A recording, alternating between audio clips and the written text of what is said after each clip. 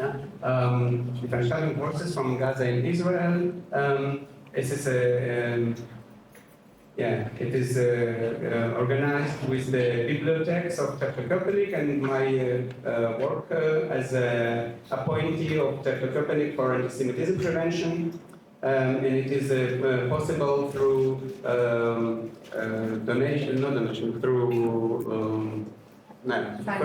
funding from the Senate for Culture, and also from Maasiot initiative. Yeah. Yes. I would like to introduce you the people on the panel. Hamza Howidy is a dedicated peace activist. He was born in Gaza, and he was compelled to flee Gaza in August 2023 due to life-threatening circumstances. As an outspoken critic of Hamas, an organization internationally recognized as a terrorist group, and also Slower. Okay. And also as a critic of the settler movement and the Israeli government. In Gaza, the employment opportunities were predominantly reserved for Hamas supporters, and making it nearly impossible for him to earn a living. So he was also prosecuted, sat 2 times in jail, and was had to leave Gaza. In Germany, Hamza continued his brave advocacy, speaking at various events, platforms, and panel discussions. He remains committed to promoting peace, dialogue, and coexistence, both in Middle East and his new home in Germany. Through his work, he seeks to counter extremism and build bridges of empathy and understanding between Palestinians and Israelis. Shay Dashevsky was born and raised in Israel, where he became active in left-leaning peace movements from young age. Driven by a belief of social justice and coexistence, he worked to promote mutual understanding in the region shaped by conflict. But then 8 years ago, he moved to Berlin, seeking distance from Israel's intense political climate. Since October 7, he became active again and founded initiatives like I Am From Israel, Ask Me Anything, and Voices from Gaza and Israel, bringing together Israelis and Palestinians for honest conversations. Shay speaks regularly at schools, universities, and community events, driven by the belief that one conversation at a time is the only way to break echo chambers, combat hate, and radicalization. I will be moderating this event. My name is Arie Shulov. As I said, I'm a appointee of Treptow-Köpenick for antisemitism prevention. And yeah, now we'll start. We will make this podium talk about 45 minutes, and afterwards open it for questions from the audience. So, as a first question, I would like to ask you, each one of you, of your background. How was it growing up in Gaza or growing up in Israel? Yeah. Check.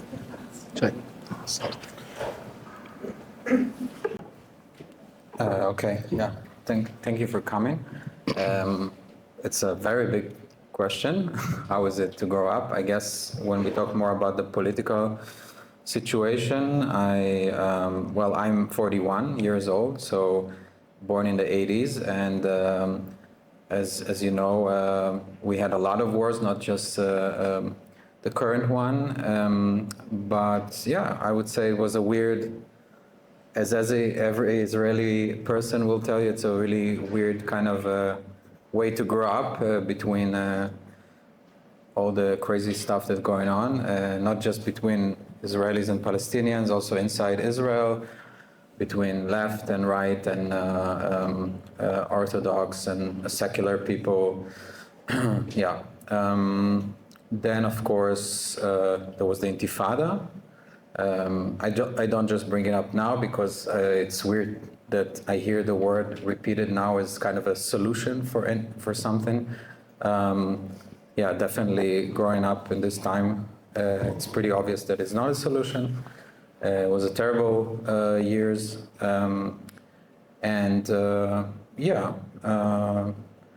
At the same time, I lived a normal life, went to university, had Jewish friends, Palestinian friends, was very active in a left-wing movement, was demonstrating in the West Bank against the wall in Bel'in, maybe some of you know. It was a quite famous weekly demonstrations, and and then at some point I arrived to Berlin because Israel was also very expensive, and it's also very, things move very slowly, and specifically if you're politically active, it's quite frustrating.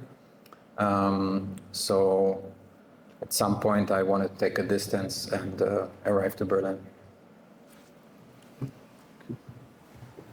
Hi, my name is Hamza Howidy, and I was born a bit later after Shay. I was born in 1997.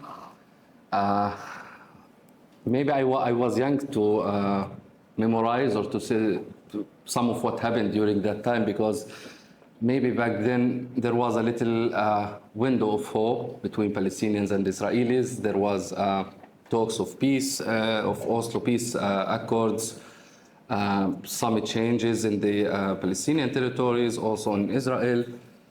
And I wasn't lucky enough maybe to see any of them or to memorize any of them. But the memories that I had, maybe I always like to start with it because it's the scene that always stuck with my memory is 2006, 2007 in Gaza, because maybe it was the first horrific incident that I saw during that time. There was a fight between Hamas and the Palestinian Authority in Gaza who wants to take the control. Hamas started killing those people. It was in my neighborhood, so these scenes always get recycled in my mind. And this is how I grew up in Gaza, and with this Islamist regime, as everyone knows, my society started to become more and more religious, or religious, and sometimes extremely religious, to be honest. And I had to go through this experience and to see it being reflected on my experience, whether I'm talking about my school, whether I'm talking about the university, as I studied in the Islamic University of Gaza, which is a Hamas university. Everyone studies there, everyone trains there, and it wasn't a matter of a choice as much as it was a lack of choices, actually, because there is no much options to choose among the universities. It's a tiny place.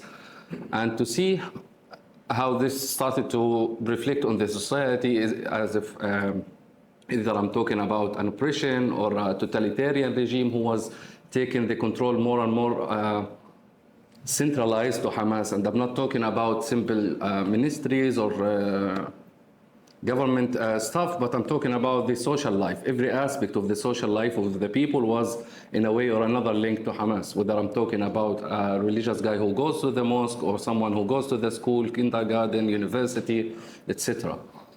On the other hand, I also had to witness, as every Palestinian, the countless wars that we had in Gaza. I witnessed the 2008 war, the 2012, 2014, 2021 escalation. And during this experience, I did not have many opinions about Palestine and Israel. I just dealt with it as a status quo. I was born there. I didn't think that I would have a solution for such a thing. It's a conflict they have been fighting about for too long, and I was just part of it in a way or another. Until maybe in 2019, as you said, when I was supposed to graduate from my university, I started to see that this would also make it almost impossible to my future to have a real life in Gaza, because as I said, it's a totalitarian regime that made even the jobs limited to Hamas. I'm talking about the public sector jobs. It's a requirement as any authoritarian regime to be part of the party to get the job, which I wasn't. And I would say that there maybe my problems started with this, to be more involved with this, because that made me angry. On the one hand, was this student who's trying to be independent, to have a new future. On the other hand, I was seeing how my society is unfortunately becoming two layers. One is the wealthy elite of Hamas's members, supporters, leaders, whatever, and the other layer, which is the vast majority of Gazans who are just struggling to live with this, and they are also not surrounded only with this regime, but also surrounded with the siege that was upon Gaza, the siege imposed by Israel and also by Egypt. The reality that is not as if you are imagining Berlin. In Gaza, you don't have an airport, you don't have a seaport. It's the movement is limited. Even culturally, you feel that you are isolated from the outside world. At one time, you just stop thinking of it, and you are just focused on Gaza because you want to secure your living in a way or another. So you are not part of the outside world. So in 2019, I heard about a movement being formed in Gaza, We Want to Live movement. It was a movement trying to get rid of Hamas in a democratic way with elections and to have better economical situation in Gaza. They did not want to reach a resolution for the conflict, or maybe they thought that this is beyond their capabilities. So I participated in this protest and got arrested, got not a nice experience, then got released after paying a bribe. My family paid a bribe until in 2023, I couldn't continue with this situation because it was getting worse and worse. And I was this guy who graduated from university, unemployed, and can't see a window for a future in Gaza. So we decided to protest again in June. Because also, despite these circumstances, we also realized that something is about to happen in Gaza, because when you live there, you have this experience that you start to expect the war, because once you have internal problems, internal repression that maybe Hamas can't solve, they start to export this problem. And the best place to export our problems was always to Tel Aviv. So we were expecting something to happen, so we protested again in the hope that we can change something. Fortunately, it didn't work. I was arrested again, stayed in a way terrible experience because I was this convicted criminal who's previously participated in a protest against Hamas.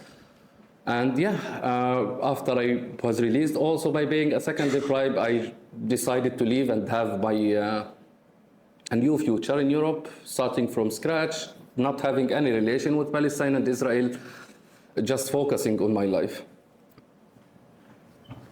Sorry. Yeah, so at first, as I hear, both of you came, I think, Hamza, you came first to Greece. Yes. And then you came to Germany. Maybe you can also elaborate why did you leave Greece and came here, but also what brought the change? What brought, what made you speak up again? What made you shy speak up again to go to universities wearing a t-shirt, I'm from Israel, ask me anything, and be active also in dialogue?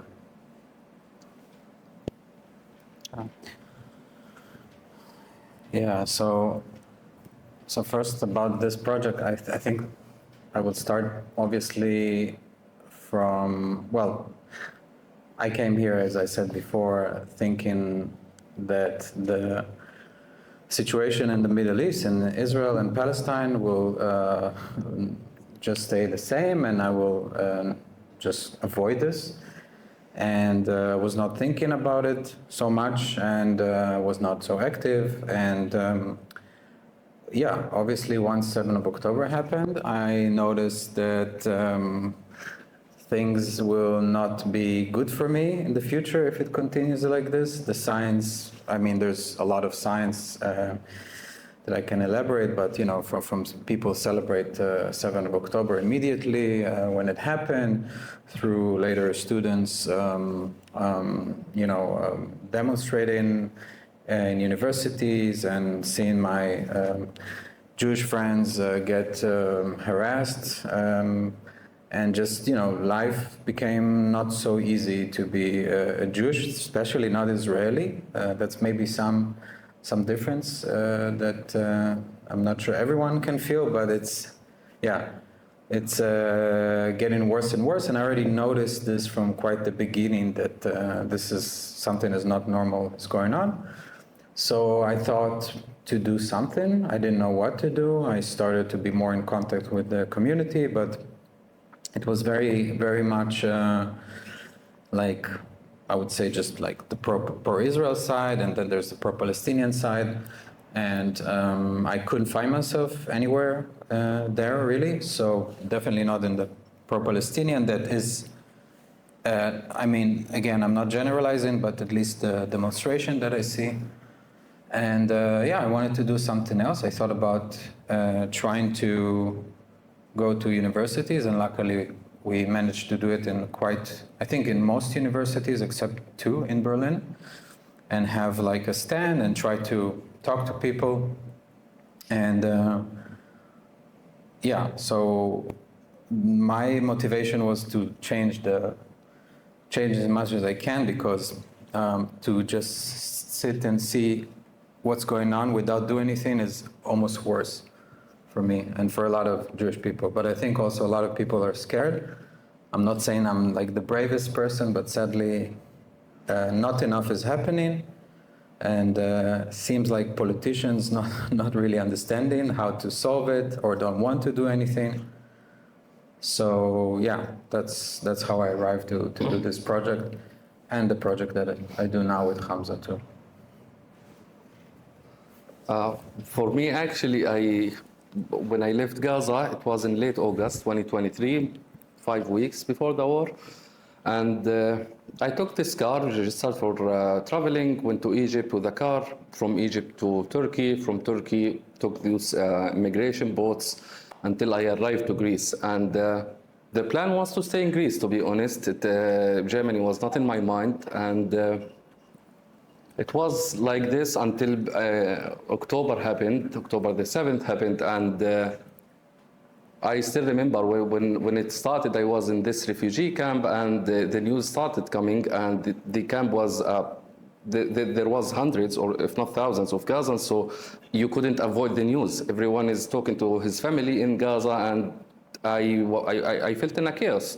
People are talking about thousands killed or hundreds kidnapped, and I was like, okay, whose propaganda is this time? It's either Israeli or Palestinian propaganda, because as I always say, yes, we have violence all the time, we have injustices all the time, but we did not see something like this before. So at the beginning, I did not believe it, but after talking to the people there, I started to understand that no, it really happened. And as everyone else, I realized that this is out of the fact that it's immoral and unjustifiable, but it's also opened the gates of hell on Gaza, so it's not gonna end well.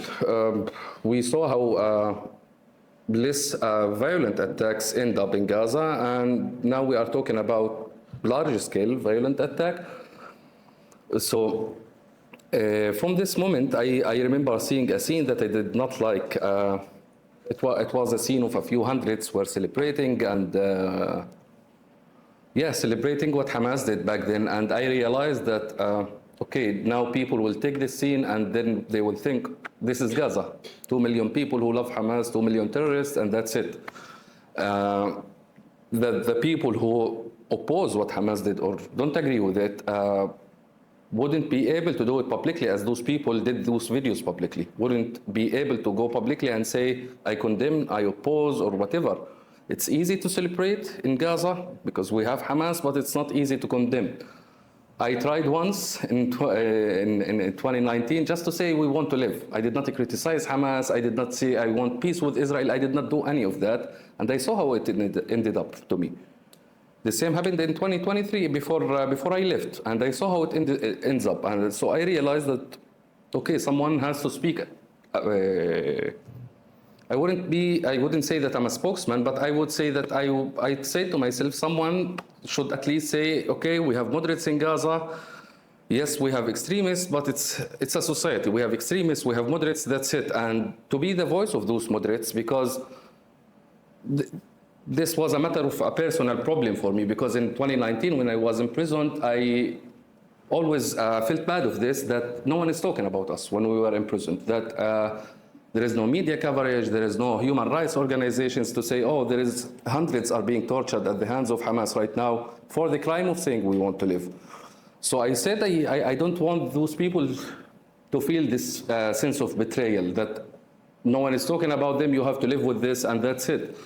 So I started being active. I started actually being active from my refugee camp in Greece until at one time I did a video criticizing Hamas's spokesman, Abu Ubaidah, and I slept, woke up the second morning to find that more than 10 Israeli embassies shared my video, and it was a problem because I have many Palestinians in the camp who would see that as a sense of being a traitor, collaborator. I did not choose that. I did not ask anyone to share my video. It just happened. So the problem started, and someone came to my room threatening me to cut my neck if I continued to speak about Abu Ubaidah. Reported that to the refugee camp. The decision was move each one to another camp, and that's it. I continued to be active until I started to receive more threats, and I realized that okay, if I'm gonna do that, maybe Greece is not the best option. So I started thinking of where should I go, and after talking to some friends, they recommended to me, okay, maybe Germany. I don't think you agree, but they say that maybe Germany can be the safest country in Europe for the activism that I do. And I continued with it, and when I met Shay and we started our work, I said to myself, okay, maybe I should go beyond this war. Maybe we should go beyond talking about this war, because it's gonna end. It's gonna end sooner or later, but we don't want to be at the same cycle again. We don't want to be after 3 or 4 years, oh, there is a war between Gaza and Israel and that's it. So it's a matter of our way to try to make a change, maybe. Thank you.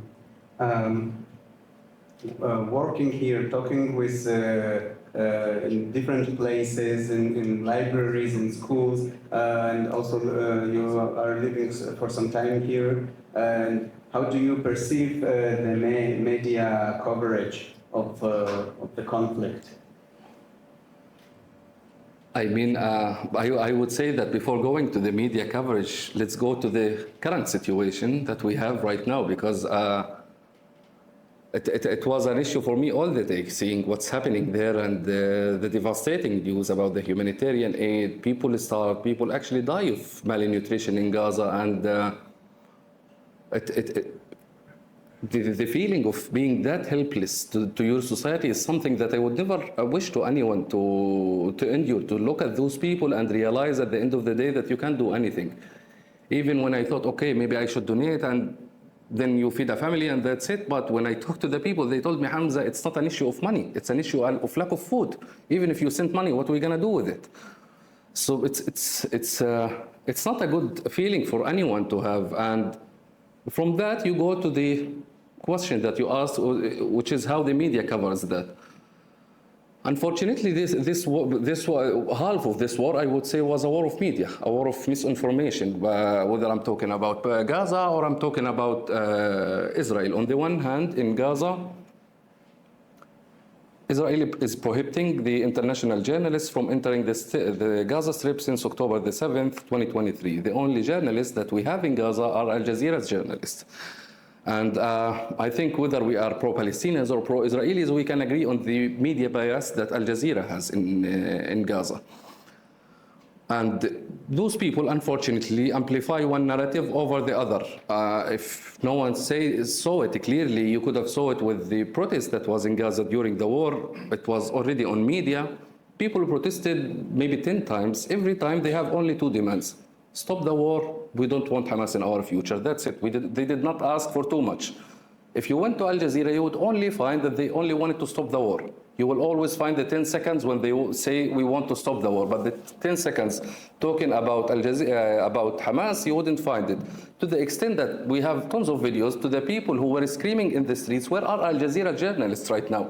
The protesters were asking them, where are you? Once there is an airstrike, you will find 1 million of them covering that. But once there is an anti-Hamas protest, they all disappear. So this restriction on media to enter Gaza left us with Al Jazeera, and Al Jazeera gives us whatever they want us to see, and it does not stop by Al Jazeera. After Al Jazeera, Reuters take the news, Guardians take the news, and then it's international news. It's no longer Al Jazeera. So it's even those who have a sense of criticism to Al Jazeera, they wouldn't find the name.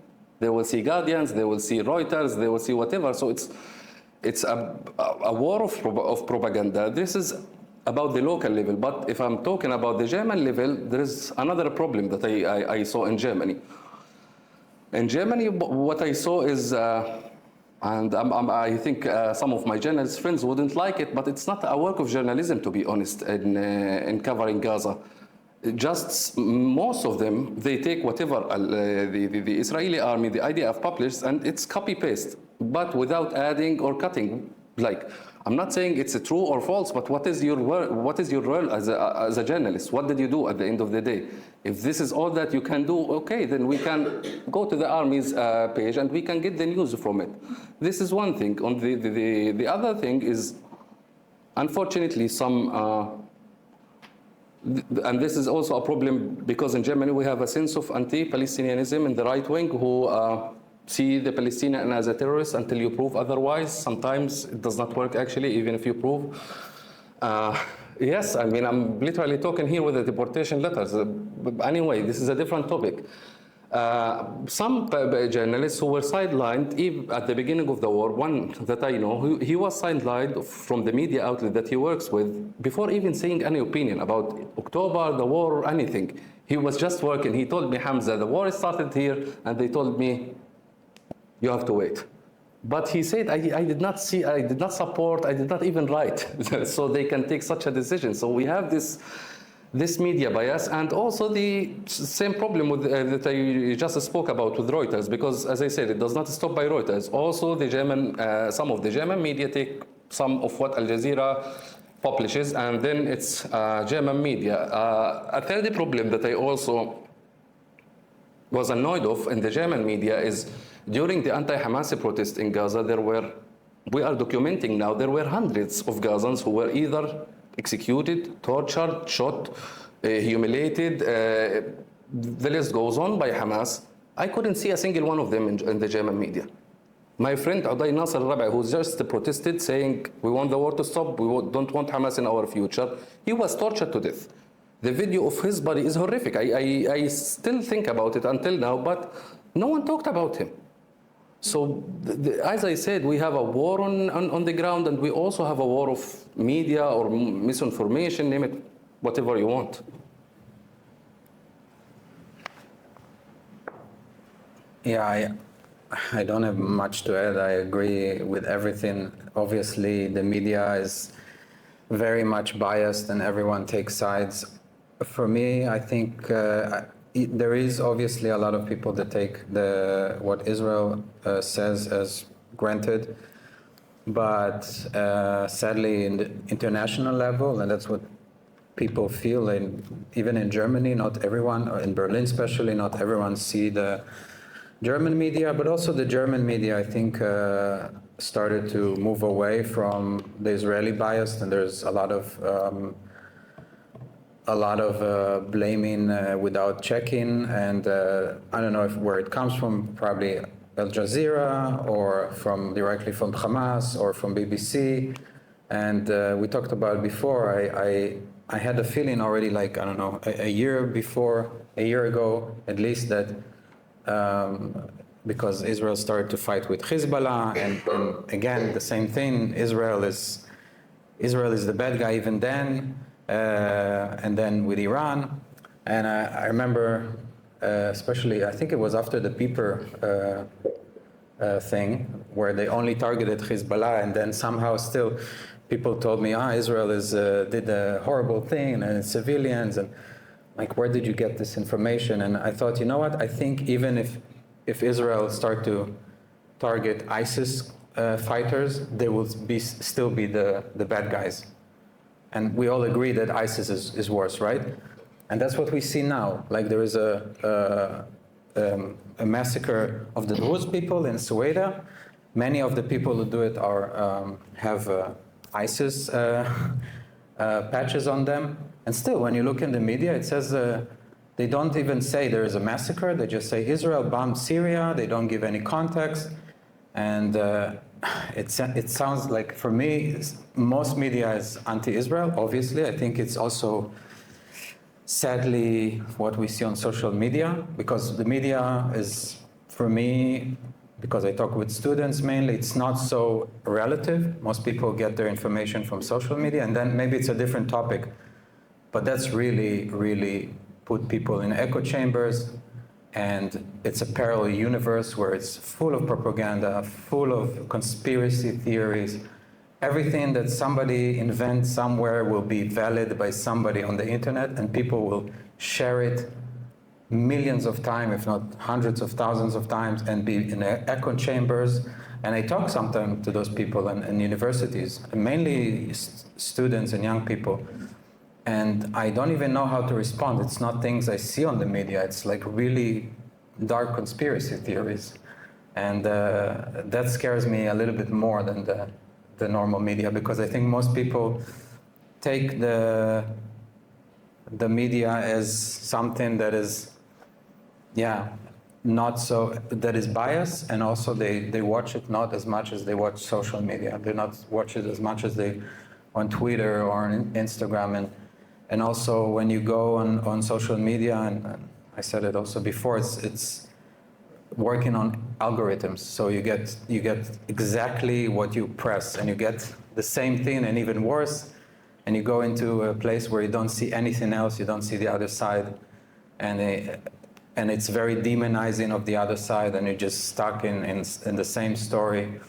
And that scares me much more than even what BBC does. Yeah. In this situation, do you perceive projects or initiatives of coexistence, of opposing this duality? Would you tell us something about it? Yeah, I mean, it may be a coincidence when we started that we took our project to make it about coexistence and the promoting dialogue, because also maybe it also part of my experience, because I was anti-Israel for a long time. I was anti-Semitic all the time. I wasn't that nice guy to an extent. But yeah, maybe after I was in prison the first time, I started to, let's say, reread of what I learned or what I was taught, and go into other resources. And I did not stop by books. I did another crime in Gaza other than protesting. I did the crime of talking to Israelis on social media, which is also another horrific crime. And I did not approach them with coexistence or good talk or anything. No, it was just a matter of Palestinian and Israeli debating who's true and who's false, who has the right to this land, who doesn't. Yeah, and it started with me like this. And because of how we lived, especially in Gaza, it's a total isolation. That doesn't mean there is no injustices. That doesn't mean there is no occupation in the West Bank. They already exist. But we are also isolated to an extent that I don't think anyone can imagine.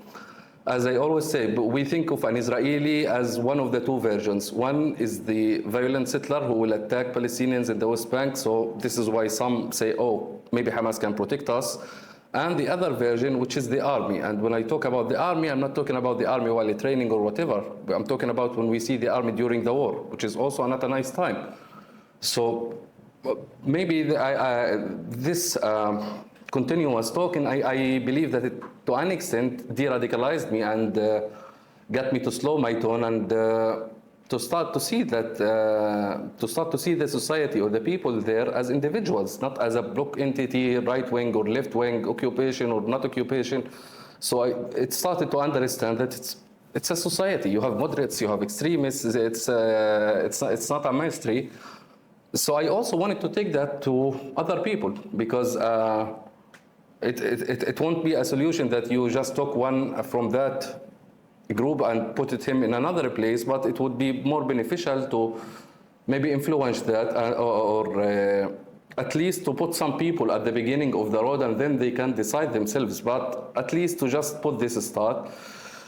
So yeah, for me, this is how I started. And since then, I don't remember that I said no to many coexistence or dialogue initiatives. I try to work as much as I can.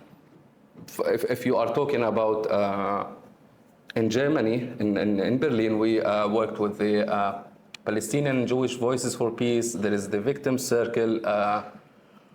Parent Circle.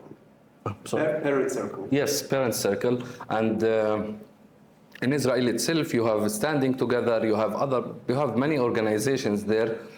And yeah, I mean, those are maybe the two organizations that I can think of, but that doesn't mean it's the only ones. There is a couple of them, I guess. And yeah, each one of them has its own advantages, and it deserves also some sense of a criticism.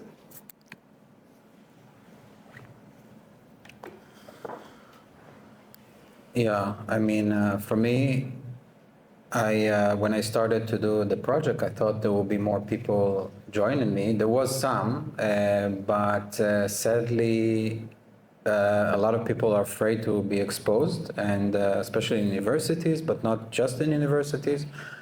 So I thought I should, talk to people, because from the first event, we had people that came to us and said, I never spoke to a Jewish person, definitely not Israeli. And I can understand, we're not so many. So it definitely helps to, when they speak with people and they see it's not really as they portray them on the media or on social media. And it's exhausting work, but I think for me it's the only, in the end of the day, even if it's hard talk, it's maybe the only thing that I see that cracks a little bit the set of mind and make people think and see it differently, and tackle some ideas together than just sit on the computer and or go to specific events that already confirm your agenda. So I don't think I said no to any events, and even when it's not really organization that I 100% agree, and it's fine. Like the more we sit and talk, and it's great. So for me, even if it's really hard, in the end of the day, it's important.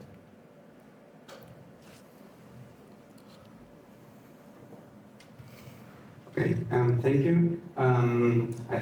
We have now 45 minutes is gone, and I think we will open for discussion. And if you have questions, if something came up, you can tell us, and there will be a microphone going around.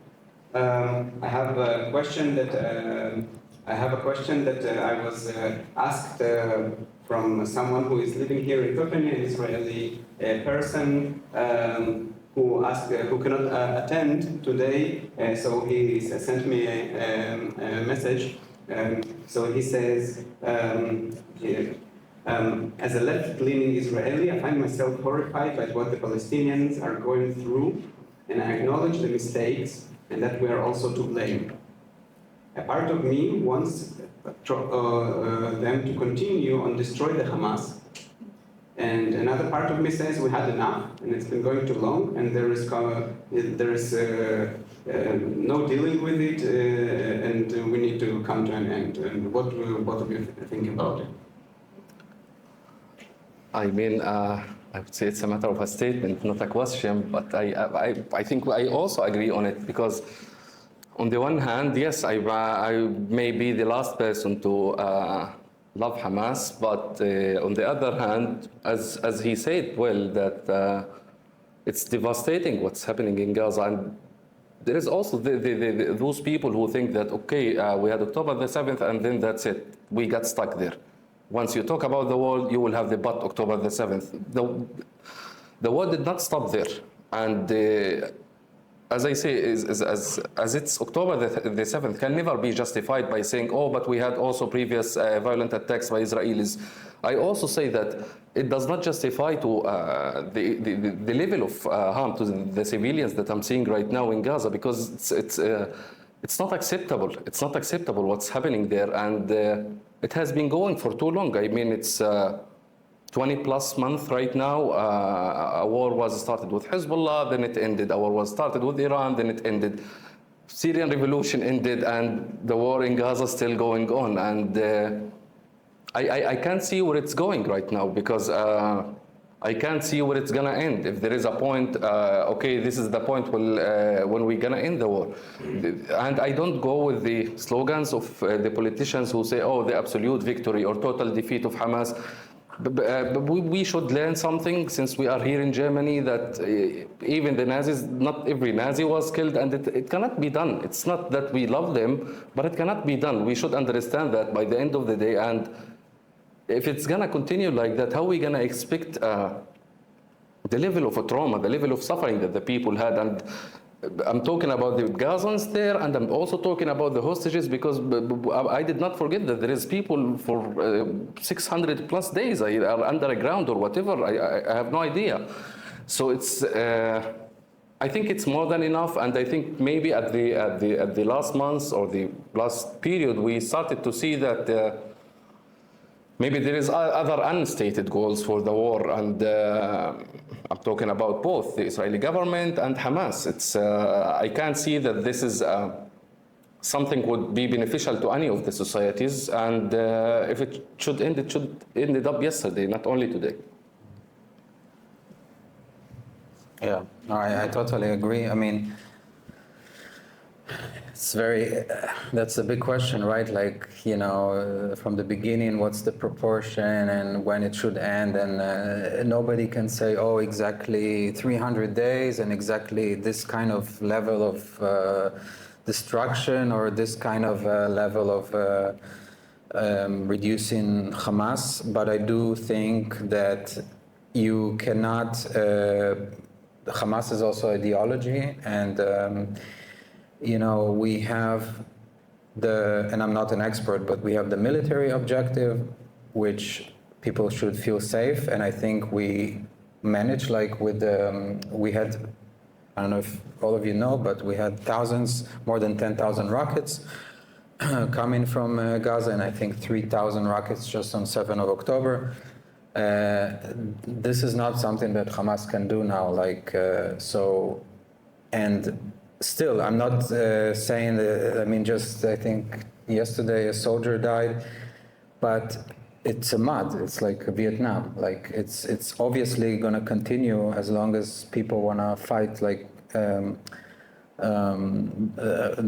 Israeli army. So I think already way before we should have stopped and, you know, find some other solution. And like talking about the demonstration in Gaza, I'm thinking that the second thing is really to not lose this chance to find to find some alternative for Hamas that we can do now, so, or as soon as possible, because obviously there's people demonstrate, and obviously people are, you know, if there's one place where in the world where people are not celebrating Hamas, it's Gaza. Maybe here in Berlin, yes, but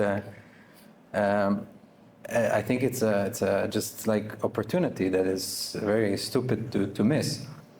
So yeah, it's a very good question, because I think every Israeli feels it, like obviously, and it's not about left or right or what you support.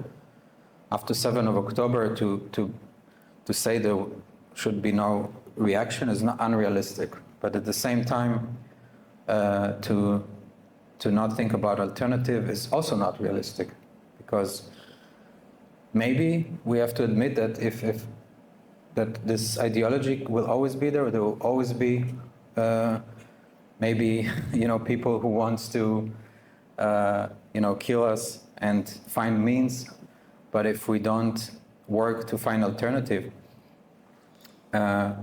we will just repeat the same cycle. So keep the microphone. Are there any questions? Yeah, but I just, okay. I'm Johannes. I lived in Israel for 10 months after my Abitur in Berlin. And I lived as well in the western near Israel and was working for Stadtbibliothek. If you guys know, and besides I was living in Dashevsky and working for Howidy. I was working with autistic Jewish people and Palestinian people. I have a question because you said that like the media is really biased. I was wondering how come you think this way? Because like it just seems to me that like in the last weeks or months it shifted kind of. Before it was really pro-Israel in the opinion. That like many voices which were like in the redactions of like journalists, they were like cut down at the feeling. What do you say to this? You mean before it was very pro-Israel and now it's against? Like many voices were shut down, I would say, from some higher instance. I have an answer. Yeah. I mean, probably the shift that we are seeing is not as much as it's about America as much as it's about Gaza, because in America right now, you have the fight that is already started with the right wing there. Even the right wing in America is going in totally two different directions. One is with the isolationists like Tucker Carlson, who was also a pro-Trump guy, now telling that the U.S. shouldn't intervene with either with Iran or either with supporting Israel with its war in Gaza or the other or in Ukraine also, who want the U.S. to be more in isolation. On the other hand, you also have parts of the right wing who want America to support Israel as much as it can, to support it with its war, whether in Iran, in Gaza, or whatever, and it already started to reflect in the media. I mean, Tucker Carlson, who was expecting Tucker Carlson to do an interview with the Iranian president? He's doing it, and the same day he's telling you, I know that he lies, but I also did the interview with him, that's it, go watch it. So it's, this is, in my opinion, is much about the right wing in the US, how it's being shifted. The same, maybe to a less extent, to the Democrats. And we also saw the video with Ted Cruz. Yes? Where you talk about the APEC. Yes. Or the APEC is like manipulating the US politician to the more pro-Israel way. What do you think about that? I mean, for me, I mean, it's for sure the IPAC has its own lobby and how they intervene with the American politics, but they are not the only ones also, because it's not an illegal thing. This is the U.S. This is the U.S. politics. You have, but if you went to the first actually donors or supporters of the universities, you will find Saudi Arabia, Qatar, Emirates, and then you will have the APEC. So this is how the system works. And one last question. Sure. I don't know the English word for it, it's called Nachzug. You know, every Jewish person has the right to live in Israel. Okay. And I find it really problematic because a lot of like Americans, you know, they grew up Jewish and they want to go to, or they have to go to Israel to do their military service. And I think they're like mostly really conservative or right-wing people, and they hate also Arabs in some way. So I was wondering, like, how can ever be peace upon the people in Palestine, Israel, if they're like still like this commandment that everybody from everywhere in the world, let's say like the most Jewish people are, let's say like Ashkenazim in Israel. And what? I have an answer. That's wrong. Sorry. But it seems really contrary to me, like how this can be. I mean, I would say that I see it that it's up to Israel. I mean, if we are talking about Israel within its borders, I'm talking about Israel, not settlements in the West Bank or in Gaza. I'm talking to the internationally agreed borders of Israel. It's up to Israel to get Jews, to get Christians, to get aliens in their country. I mean, it's up to them. I don't think that I'm the one who should decide for them who to host in these countries. I was going to the West Bank, and when I was there, I saw like this, you know, you see like this Palestinian village. They have like This is why I told you I'm talking about the internationally recognized borders of Israel, and with the internationally recognized borders, it's not the West Bank. No, I mean the settlers who go there. With the settlers, I'm totally. I mean, at the beginning with the introduction, when he introduced me, he said that I'm critical of the settlement movement because it's illegal according to international law, according even to some parts of the Israeli law, there is illegal settlements, even according to the Israeli law. But wait, how do you know the Americans Jewish are right-wing? No, they don't have a lot of. You said it, huh? And I think like. Yeah, sorry. I would say that most most Jewish people in America I know, Yeah. from my own perspective, are very conservative. That's Okay. what I mean. Not that they're right wing. Well, you said they hate Arabs. Yeah, a lot of friends too. I'm doing interviews right now, and I'm writing an article talking Yeah. time there. Mm-hmm. And one just said last week to me, only a good Arab is a dead Arab. Mm-hmm. And yeah, for me it's hard to swallow. Because That's terrible, he was yeah. like, I was getting in a circle with him in Tel Aviv every day, you know. So I for would me, like, Sorry, I studied psychology. For you to I would say when we Yeah. finish, you can go on. Maybe also personally, you can answer, and we will move to other people who want to ask a question. That's why. No, just there's a difference between I know a friend who's American and he wants to go to Israel to fight and he hates Arab, to say that most of them have this state of mind. I would be more careful when you kind of generalize, but that's that. It was my own only what I experienced. Yeah, okay. That's my own person who I Okay. interacted with. Yeah. I cannot speak about like you. Okay. Okay. Yeah. Sorry that. It sounds like Get it. over that. Yeah. Was my attention. Sure. Ich hatte das auf Deutsch. Relax. Okay, ich übersetze das dann. Also erstmal bin ich sehr dankbar für die Arbeit, die die beiden machen. Mein größtes Respekt, wirklich, was ihr da macht.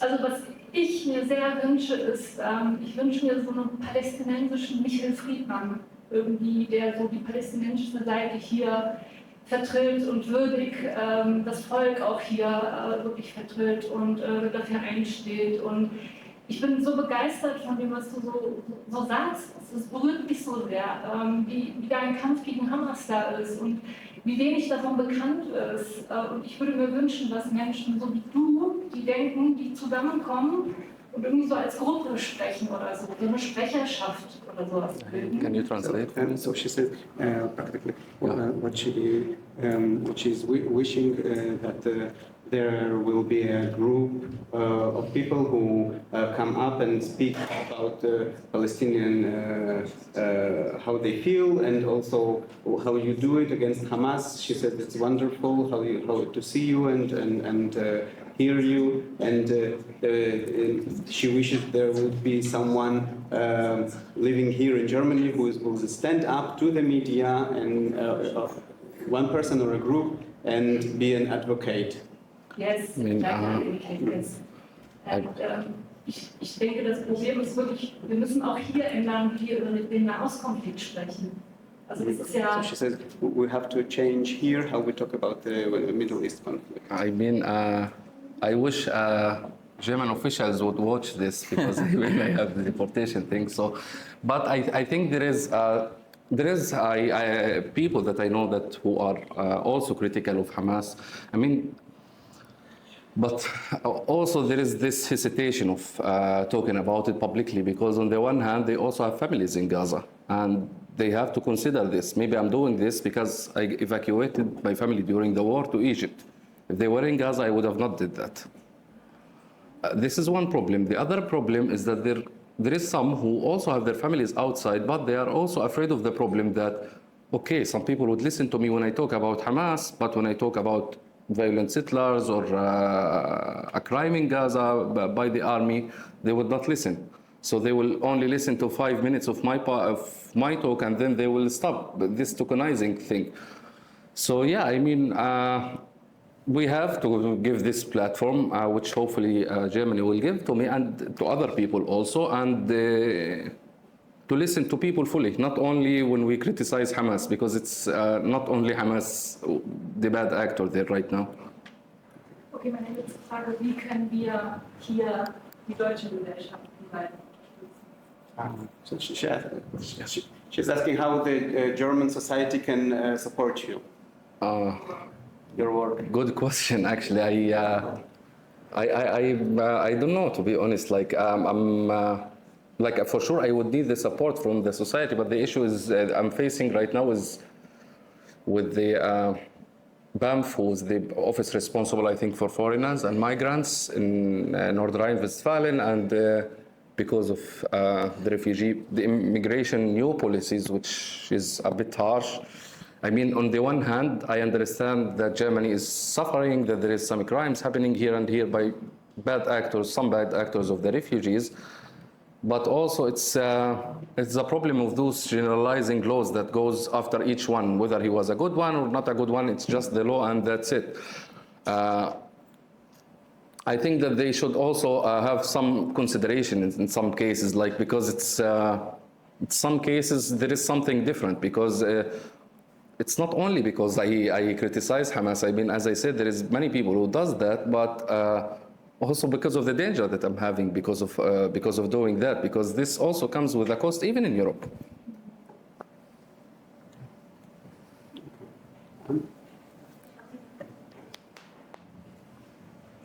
I was just wanting to take a moment to just remember that the way the crisis that's going on right now is very much portrayed as if it just happened.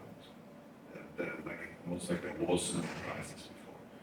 And this is a long story that's going on here already. And Hamas exists, I think, since the 80s or something like that. That's when it started. Currently, the Netanyahu government is funding criminal extremist Palestinians, including members of ISIS, and also has acknowledged that as to oppose Hamas. My question is, if you do this kind of stuff as a government, you actually support extremist forces. Basically, in many ways, like what happened with Hamas as well, to divide Palestinians against each other, to not make it more difficult to actually come to a solution in the future. How are we ever going to get out of this circle? I mean, you touched actually an important topic, which I also spoke about previously, because I think Netanyahu, I don't know if he's doing it intentionally or unintentionally, but it's the same circle, because we can't forget how Hamas reached to this point. Yes, Hamas was founded in the 80s, they had some guns, they had some fighters, but during the Netanyahu government, the Qatari money was entering on a monthly basis and then ends up by the hands of Hamas. Netanyahu's argument back then was that he thought that he can buy Hamas with money, that he can buy their silence with money. Clearly, he was wrong about that, and we saw how it ended up. The same Netanyahu who funded Hamas and who thought that he can buy them with money is now trying to buy another ISIS-linked group with money. I mean, this should be actually a problem for the Israeli society more than it's a problem for the Palestinian society, because they should see that the same circle is about to start again. And as you said, even when asked, his first answer was, as far as I remember, what is the problem? They fight Hamas. For now, yes, they fight Hamas, and then later, because Hamas at the beginning started to fight the PLO. This is how it started. Shortly later, they turned to Israel. So I think if we're gonna continue like this, this is just the same circle. I said it from the beginning that those people, as you said, ISIS linked, most of them, we know the names, that they were imprisoned before the war on crime of killing, not drug dealing, not stealing or whatever. They were killers, and they were out of prison just because of the war. And now they are being armed again, and even the people in Gaza who are anti-Hamas oppose them. This is also an issue. The people who are anti-Hamas in Gaza, the people who protest against Hamas, are not friends of those people, because they understand who we are dealing with. Some of them were literally, as you said, ISIS-linked. So I would say that if we want something to be changed, I would say that first, this government, Netanyahu government, and Hamas both should go. Because as long as one of them is staying in power, it's just the same circle. It must be a new government in Israel that opens the window, as Shay said, for a Palestinian alternative. And I'm not in favor of a specific party, but I would say that we have way better capabilities. We have even the employees who were working previously for the Palestinian Authority, they are now in Gaza, they get their salaries without working. So those people are ready to start working. Not saying it's the perfect solution, but it's way better than getting ISIS-linked people. If we are talking about people in official positions, you have prime ministers, ex-prime ministers like Salam Fayyad, who was great in his period. you have Mohammed Dahlan, you have lots of new faces. If all of that doesn't work and the Palestinian Authority doesn't work, then who it's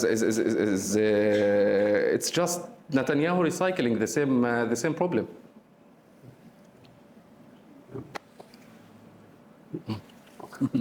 Another question? Yeah.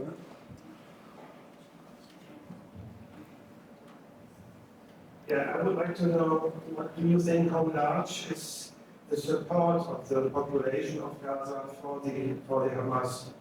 We often read different numbers like 50% or 60% or 40%. Do you have a feeling for it? How many people support the Hamas and want that they go on with their fight and their strategy? I mean, when us answering such a question, we shouldn't go after feelings, because I mean, emotions can get us in bad directions in politics and war. But I will go with numbers, because you have the poll by the Palestinian Center for Policy and Research Survey, which is the most respected Palestinian research institute. It says that 35% of Gazans want Hamas in their future. That was 6 months ago or something, more than this actually. Another research institute like ours, it says only 20% of the Gazans want Hamas in their future. From what I hear from Gaza, I think it's either the 20 or even less, because the entire society is being shifted against Hamas in Gaza. I would say before October, yes, we had massive support for Hamas on a military basis, like the idea of armed resistance. But even this idea right now is not acceptable in Gaza. They don't want it anymore, because they saw and experienced themselves how it ended up. And they also, not only what Hamas brought to Gaza when talking about the Israeli attacks and destruction, but also what Hamas themselves did to the Gazans during the war. As I said at the beginning, we are working on documenting Hamas's crimes against the Gazans during the war, and hundreds were killed actually by Hamas. Those tortured and shot in their legs are in thousands. Actually, even the political consultant for, the ex-political consultant for Ismail Haniyeh, Ahmed Youssef, is standing against Hamas right now. He's in Gaza also. So even Sheikh Salman al-Daya, who was my teacher at the Islamic University, he's the most respected religious figure in Gaza. He was a teacher at the Islamic University. He taught Sinwar, he taught Muhammad Daif. He's anti-Hamas. He's opposing the idea right now. So I would say that the majority of the society are going against them. But as Shay said, if we don't provide them with an alternative, it's just a matter of time until they will not find any alternative. Clearly, they wouldn't go with the army, so they will go with Hamas again, or a new militia will come, like the one we mentioned. It might be worse than Hamas, and they will go for it.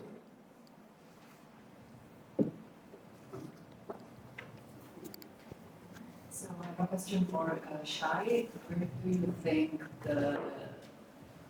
what's the future for the Israeli leadership? I've seen on the news that, there's, well, actually I've not seen so much in the news coverage, but more likely on social media, that there's thousands of people in Tel Aviv protesting against the government. And where do you see this government going? Do you think it will be able to hold for a long time, or right now it seems like it's gonna be there for a while? Yeah, I mean, definitely until the elections, which are next year, August, no? What a year. I have no answer for this. We have to wait for election. I looked at the polls lately. The problem is that we have so many parties that I'm myself confused. Half of them I haven't heard about, because I haven't looked at the parties for like 2 years, but it's so divided that there seems to be actually more people that will, like the new coalition that could be against Benjamin Netanyahu's government could be bigger. That's, I think, correct me if I'm wrong, but they're very divided. Like there's 3 parties that basically seems to me the same, like center left, but they're divided to 3 parties. So it's hard for me to say. There's no like a big party now that is, I think, can definitely say, yeah, we have chance to win. I find it very problematic for a long time now that the left in Israel is very, also very corrupt, to be honest. Like Most people think, yeah, it's Benjamin Netanyahu because they have a trial, but I think they're all corrupt, left and right, to be honest, and they're thinking more about themselves. They should unite, and I think they could win. It seems like it, or have a bigger coalition. We have to see. I hope so. I hope so, but will it change? Will it really change? I don't know.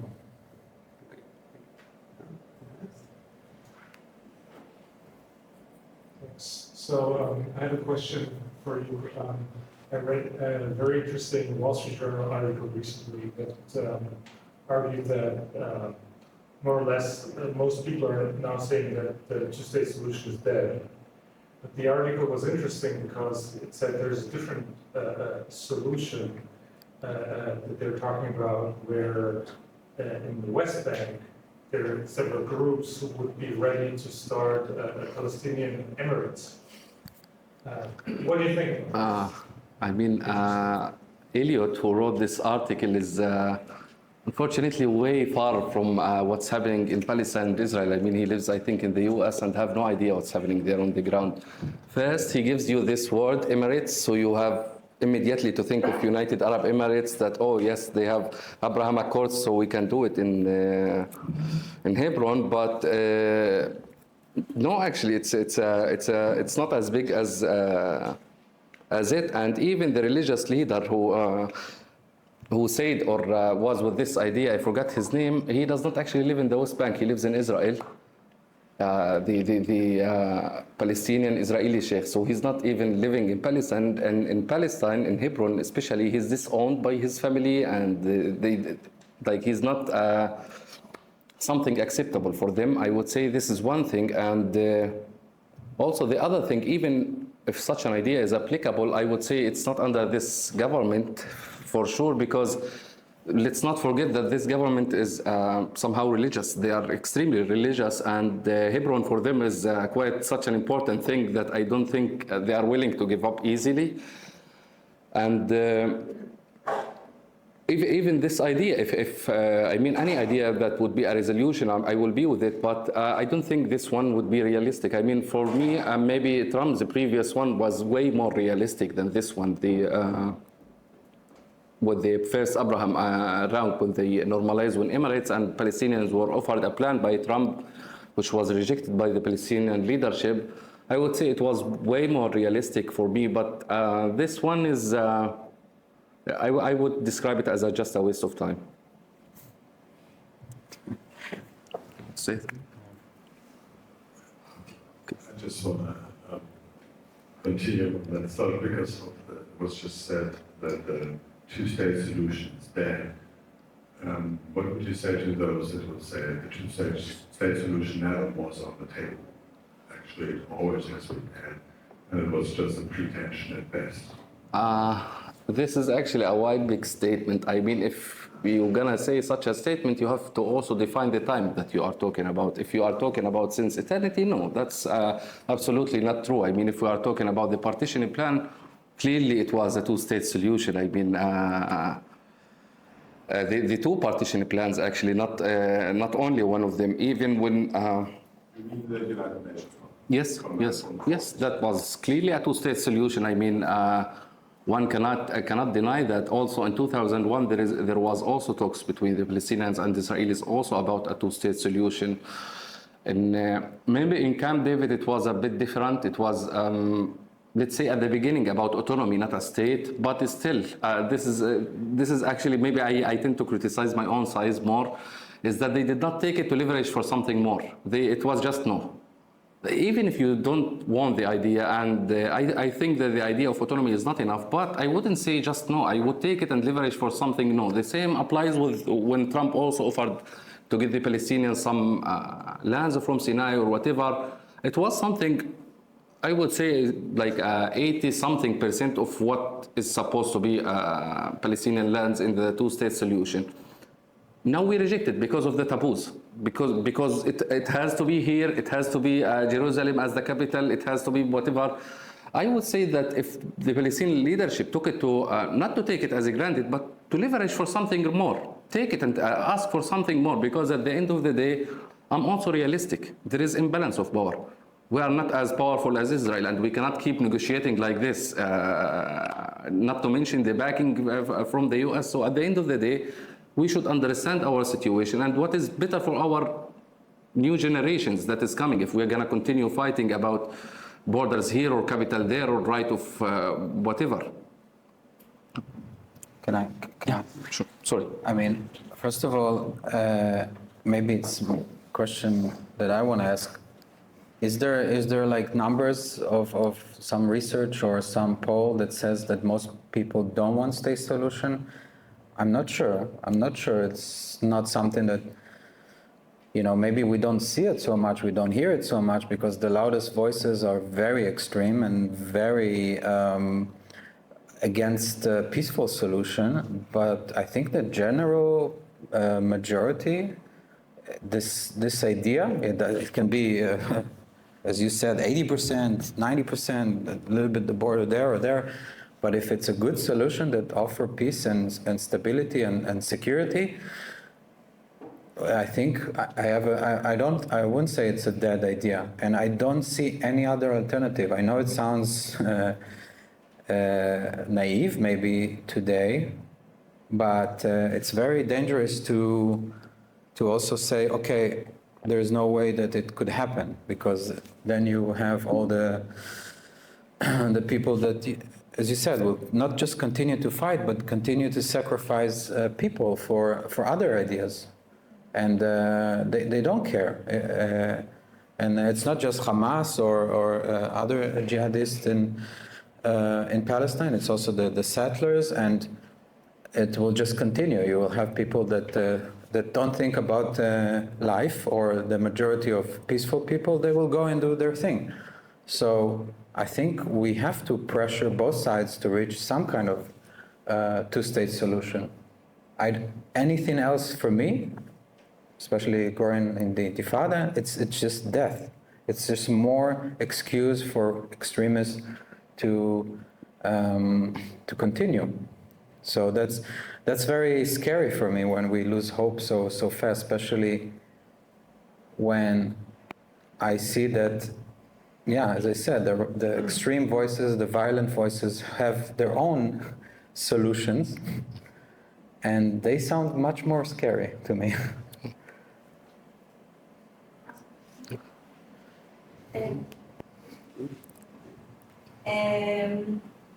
So I'm interested to hear from your experience, because you said that you are meet more and more people here in Germany.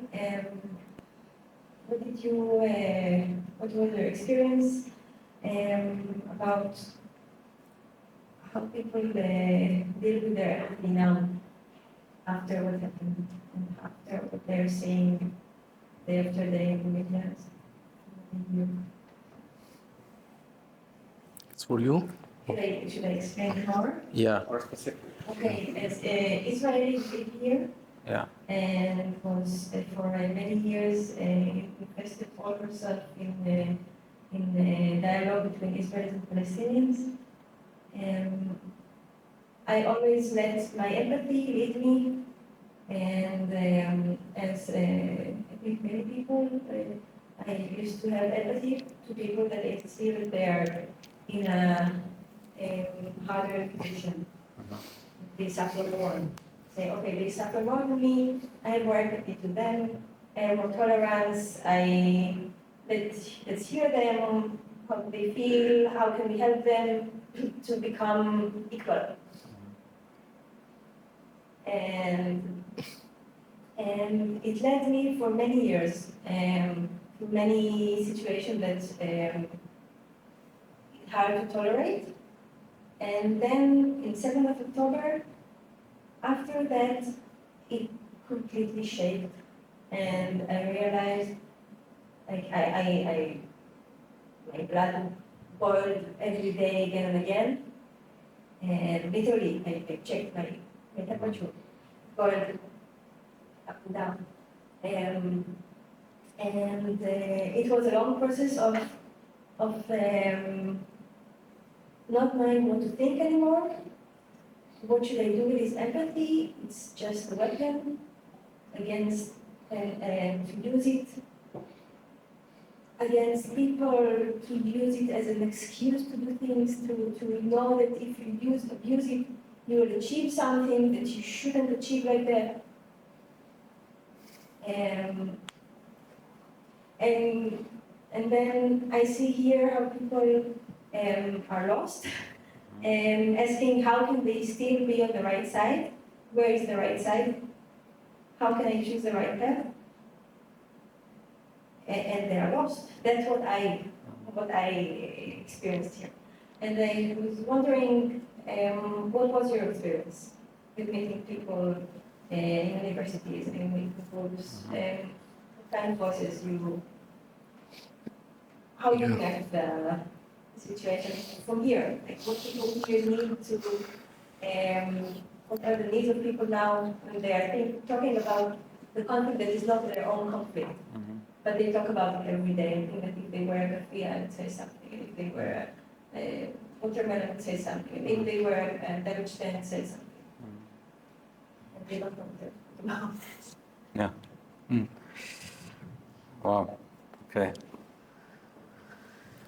It's a hard question, and I'm not sure even beyond the question. I really sympathize because I had the same, I think, after 7th of October. Hard for me to imagine not to have a reaction that is different from what you know. It was a terrible time. And I remember even like posting something that I would not post and like this ever in my life. Luckily, a good friend of mine saw it, and she said to me like, what the fuck? Yeah, just like that, like, what's going on with you? And it made me stop, and we met, we had a coffee, and I think I understood that isolation is just going to make it worse. Of course, I don't know, correct me if I'm wrong, a lot of people, if your anger continued, you said, because it sounds like you met a lot of, like, not just people who wear kafia, but they probably were, not so nice to you, or they have no empathy back, right? I mean, that's the problem. And I felt it too from closer friends. Like literally most of my friends, colleagues, I was very much into the left scene. They just stopped talking to me or started to see me as an evil Zionist, Israeli occupier, whatever, like celebrating 7th of October when it could have been me. And it's people who I worked with for years. It was insane. It's just insanity. I have no other words for this. And it's frustrating. But, and I continued seeing it in universities. But for each one of those, I talked to a lot of people that are not like this, and a lot of people who support, and a lot of people that listen, even if they don't agree. And so that's the only reason why I continue, because we cannot leave it to them. We can't leave it to the extreme voices. Like, I don't know how to explain it. Like, I think that's why we both here. Everything they said is what led to this problem that we live through. So we know it's not right, and we know it's not the solution. So, yeah, I don't know if I answered the question, but... Huh? I can add to it. I mean, I'm not Israeli, but I can add to it. Yeah, okay. I think you are upset because of the people on the, let's say, the other side who do not have sympathy, and they exist. And I think, let's say that those people who do not have the sympathy are bad people. We agree on this, right? Maybe the term sympathy is confusing. I bring a very different perspective. His dad is Palestinian. Okay. Refugee camp. So the empathy is Got you. like what to do with empathy. How can one experience we have empathy to both sides I mean, at the same time. For me, actually, when I think of it, the first idea that I love always to think of it, because sometimes we get angry, we get frustrated, we just want the other side to disappear and that's it. But I always ask myself, okay, what makes me different if I don't have this sympathy? What makes me different from those people who are just extremist, haters or whatever? So this is one thing. And the other thing is I also think of it like, even if I want to think about it from an Israeli perspective, as much as October the 7th was devastating and horrible to Israel, I can't say that what came to Gaza was something nice after. I mean, it's probably 10x destruction, human cost, whatever, the list goes on. And yeah, I think the main idea that should stuck in our minds that acknowledging others' suffering does not deny my suffering. Acknowledging that those people in Gaza are suffering does not mean that the hostages are not suffering in Gaza. Yeah, I prefer to keep it as simple as this. I asked, how do you understand what other people here experience with what should they do with their empathy? I mean, each one of us has his own way of expressing his empathy or his even feelings about what's happening. I mean, for me, here I am, I'm doing this event here. This is one way, actually, for me to express what I think and feel about this. I'm talking about some people write on social media, other people protest in the street, some people write articles, write books or whatever. So I think it's a matter of maybe personal thing to each one has how he wants to express and show sympathy to this. Okay, so,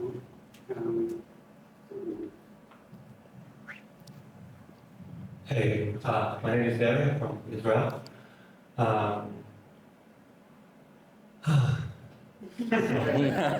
Good question. So I remember in 2005, I was at home and I saw the news about the evacuation of all Israelis from Gaza, and the settlers was really against it. And I remember that I was from the kind of left wing. So I was angry at them. I hated them, but they are the problem. Because of them, there is no peace. And they actually said that if we're going to withdraw from Gaza, it's become a terror state, and then they will shoot rocket at us. And me and the rest of most of the people said, come on, you're just scaring people. And that's exactly what happened. That's why now I give them a little bit more credit, because they actually, what they said happened. So now when people say about two-state solution and withdrawal from the West Bank, for example, why don't you think it will become Gaza 2.0?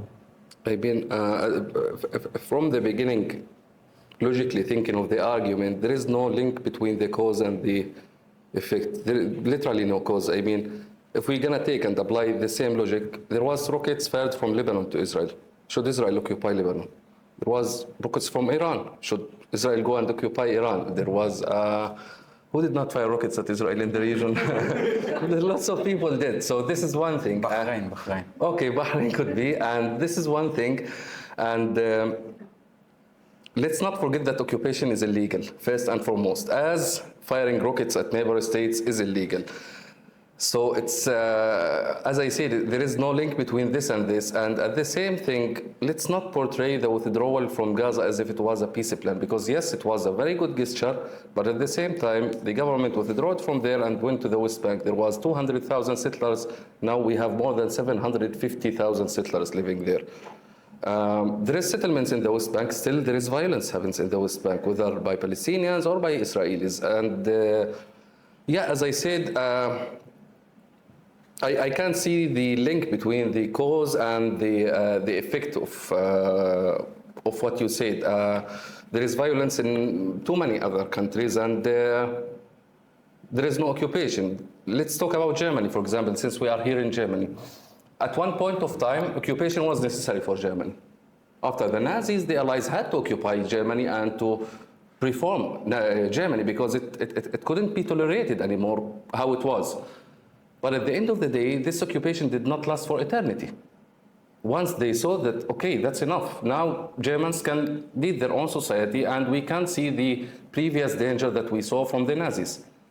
But when we look at Palestine or Gaza and the West Bank, this has been going longer than Germany. This has been going for a very long time, and keeping it as it is not the solution. But to move forward and to see the core reasons for the problems that we have, not the effects of it. Because as much as I despise Hamas, I also think of it, when did Hamas come? Hamas did not come before the occupation, it came after.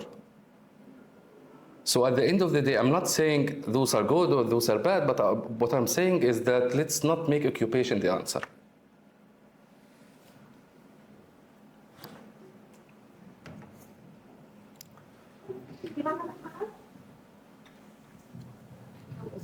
Quite a different question. Yeah. You both mentioned, you both live in Berlin. I don't. I didn't understand quite what your activities are here. One of your activities is, one result is certainly this evening, but can you maybe both explain a little bit more, that you understand more what you are doing in Berlin, and how, for example, is the relationship to activities at the Free University, as you all know that the students there are, well, there's a lot of problems on both sides. Maybe you have some influence there or some connections and so on. Question. Okay, so if I understand, the question is just like, what do we do in Berlin mainly? I mean, we do also other stuff. We do this project together, and I also just very much in contact with the Jewish community. It's not something that is always the same. We try to do as much as events as possible against anti-Semitism, and working with the Antisemitismusbeauftragte, Commissioner against Antisemitism.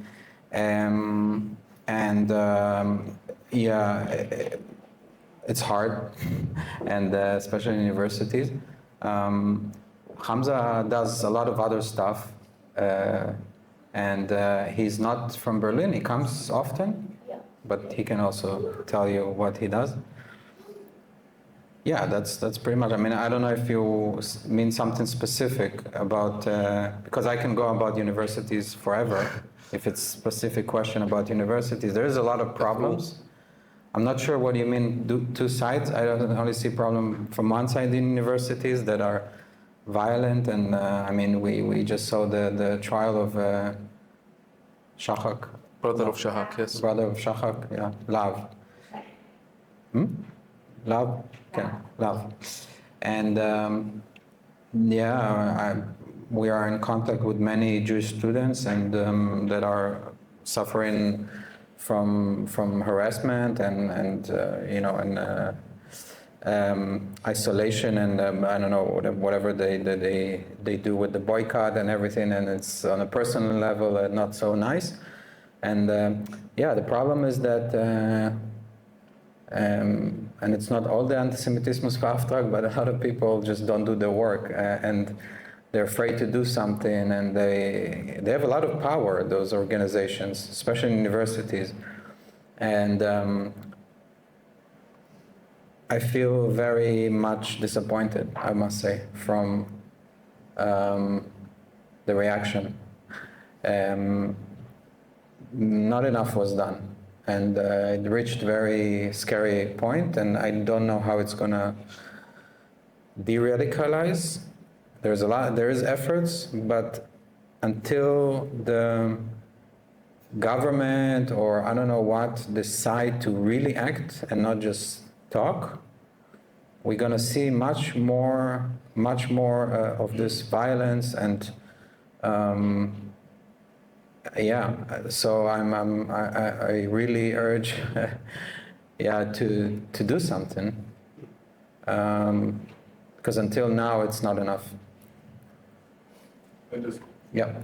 without a microphone. I think, isn't the current war radicalizing people? I mean, we're talking about people getting radicalized. It's not just happening out of accident, right?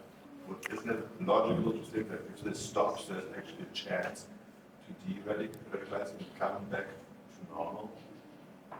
Yeah, so that is a very dangerous, for me it's a very dangerous thought, because first of all, you approve hate and violence towards people who have nothing to do with this war, and it's not helping the war or the situation.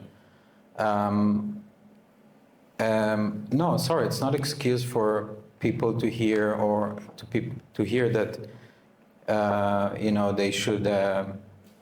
they should not go to class, or when you go walk in the street and you see death for Zionists, death for IDF, and people also hear it and confronted with this and get expelled from spaces, and just because they speak sometimes Hebrew. The war in Israel is not excuse to say that as long as there's a war, we can. It's not about excuse, it's just about reality. It has no value attached to it. You see that there's a problem, No. just to think what are the contributing factors. It's not saying this is good or bad excuse, it's just saying, hey, that's a problem. Can I? No, I just want to add a little bit more. For me, it's excused because you say, yeah, it's legitimized to do those acts against individual in Germany because there's a war. No, he didn't say. Okay, that's how it sounds to me. To me, that should be not just illegal, it should be persecuted, and those people should pay a price because it's a hate crime. I'm talking about hate crimes. There's other, and it's also very much double standard, because there's other conflicts that happen in the world, and nobody go to a student from Syria or from Yemen or a restaurant, a Syrian restaurant, and damage it or spray it or write death to whatever just because there is conflict in this country. It only happens when it comes to Israel. I'm sorry, but statistically, that's how it is. So if you say that's a normal response, then let's do it for everyone. Let's start doing it for everyone. For every place that there is a conflict that is terrible, why not we go and But these are also very specific situations. I think we can talk about the Moderator if you just throw in conflicts of a very different nature, Yeah. and a very different reach in Western culture. I think the problem is, of course, Israel is very close to us, naturally, culturally very close. Yeah. People, I think, are very close to us. It is a very different relationship than we have. Israel is still considered a neighbor. We do care more about our neighbors that live close to us than the ones that we feel more detached from. I think that's already by itself. Like Russia? Yeah, that's where. Excuse me. yeah, one second. Very close. No, one second. Yes, relax. Relax. I'll give you I'll be nice, don't worry. Okay. So, I mean, I don't think I can convince you. Maybe you don't experience what I experience, and I'm happy for you that you are not Jewish or Israeli. I think once you go through it, you might understand, but again, it's what you said now. I mean, first of all, it's not just in Germany. Every Jewish person that I speak that lives in Europe experienced the same thing. That's one thing. It's a global thing, and a lot of organizations here that are, promoting this ideology are not disconnected from other organizations that are in Europe or in America. Especially in America, it's not isolated. So it's not. I think as a lot of hate groups and anti-Semitism, it's not specifically to one area. It's conspiracy theory and kind of ideology that is beyond like what's happening here in Germany with the relationship to Israel. And again, the examples I gave you before, it's also countries that have nothing to do with... Let's get back to a very simple statement. Yeah. The very simple statement was based on whether this war contributes to the radicalization. That was all. I think we're moving really far away from where it's not. Yes, I mean, obviously, every time there's a war, I mean, depends also how much it's portrayed in the media. For example, he brought up the Russia war, and I also been a lot in Ukraine, for example, and I'm very connected to the Ukrainian community, and there is also like hate, kind of hate or anger, anger maybe, towards Russia and the Russian people and blaming and everything. But again, I don't see people stand outside Russian restaurants, scream, shout, demonstrate. There was just now a restaurant that tried to open, a new Israeli restaurant, maybe you heard about it, and they already organized the demo 2 days before, and the restaurant couldn't open in time because of fear. No, I'm sure, that's ridiculous. That's ridiculous, okay? It shouldn't happen, but that's still not... I think we don't really talk to each other because I think you look at it from a perspective that immediately it says like I'm trying to justify that people's bad stuff. And I'm not doing that. All I'm just saying is that this war significantly contributes to radicalization. Yeah, and that's what I'm trying to say. It's true, and I said, you're right. Of course, as long as there's a war, it's on the news and people are radicalized. But I also want to point to you that it's very unique way. That's why I gave so many examples, and I can go all over, and it will take me more than an hour, and I want to give the microphone. But you cannot give me one other example where it's the same kind of radicalization, no matter what kind of conflict. And I can give you, I will give you also my number, and we can talk about it later. And I can send you. I wake up every day with another example of another restaurant, another school, another Jewish person who was attacked. That does not happen with other conflicts. So I think it is very unique, and maybe that's all I wanted to say. I'm not saying. And I also think that we reached to a level that I don't think we will feel safe even if the war will end. So that's another thing. It's not, I don't think, correct me if there's Jews or Israelis, that if the war will finish, we will be safe and anti-Semitism will disappear. That's another thing. Yeah, let's just take the last question. But you want to add? I mean, I may not be the best person to answer this. I mean, it's, I think that was more to the Israelis or to the Jewish community, but I would say two things. I would say that, war makes people angry, that's true. But I would also say that there was also anti-Semitism before the war. We are having it now. There was anti-Semitism before even Israel itself. So, I would say yes, war makes people angry. I mean, for sure. And whether we are talking about Palestine and Israel or even the communities here, the Palestinian community or the Israeli community. But I would also say that, as Shay said, it can never be used to make it. This is reminded me with another thing.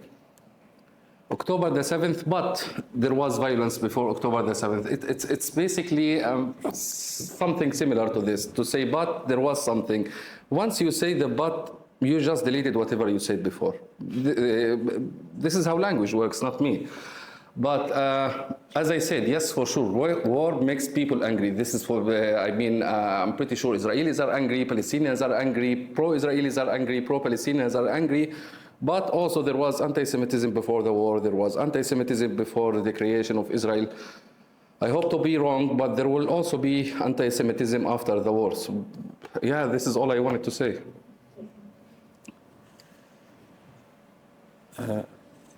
Behind you, maybe. So, I have a suggestion. Mm-hmm. Because it's getting late, and some people want to leave.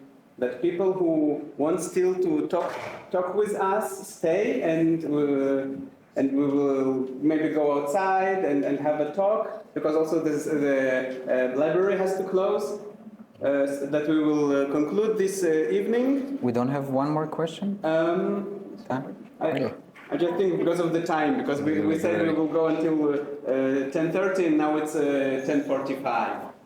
And people start to leave, and it's not very nice talking when people start to leave. So I would say we conclude this evening, and please, if you have questions, stay. We will stay a little bit more, and we'll be happy to answer. We stay here? No, or outside. Yes, because Okay, the library has to.